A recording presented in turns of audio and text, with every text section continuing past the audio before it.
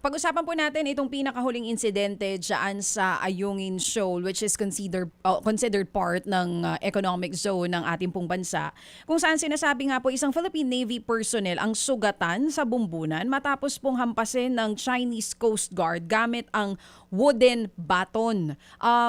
Rear Admiral, ano po exactly ang nangyari dito?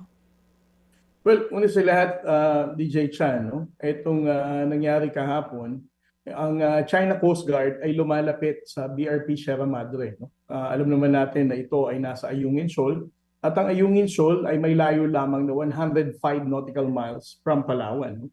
Ibig sabihin, pasok na pasok ito sa ating exclusive economic zone. So there's no reason for the Chinese Coast Guard na mapunta dito. And secondly, alam ng ating mga Navy personnel na dapat also to protect this commissioned Navy vessel from the Chinese Coast Guard. No? So they were being asked to go away, no? Lumayo, umalis sa area ng Ayungin Shoal. But the Chinese Coast Guard insisted na doon talaga sila until nag-launch na tayo ng rubber boat, ang Philippine Navy personnel, and they are telling the China Coast Guard to leave the area. But ang ginawa pa rin nila, they are insisting na pumunta doon, and that resulted to, eto na nga, no? Yung altercation between our personnel. But there's one thing that we need to highlight, no?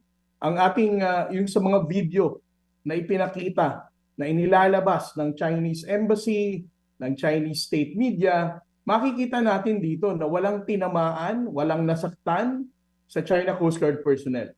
At sa video na ipinakita natin kahapon kung saan nagkaroon ng injury, head injury ang ating personnel, pinakikita natin dito how barbaric, how violent the China Coast Guard personnel is para talagang saktan ang ating personnel.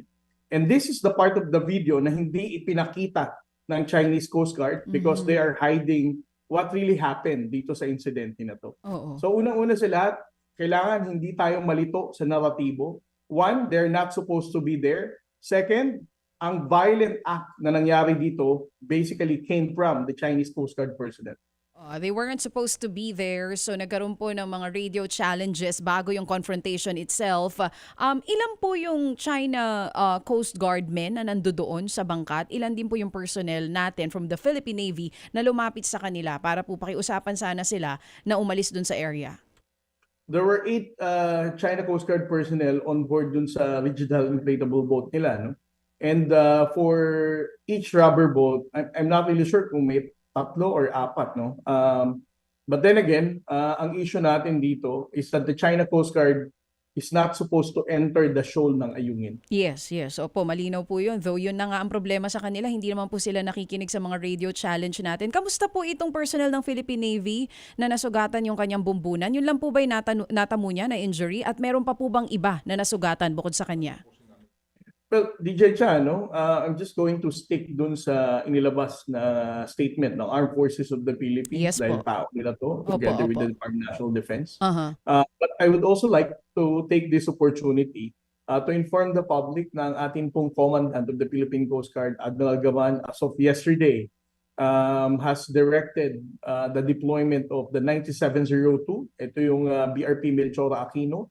At ang 4403 or yung BRP Malapascua, this is another 44-meter vessel para mag-conduct ng medical evacuation, kunin ang injured na AFP personnel from BRP Sierra Madre at madala agad sa Palawan for proper medical care.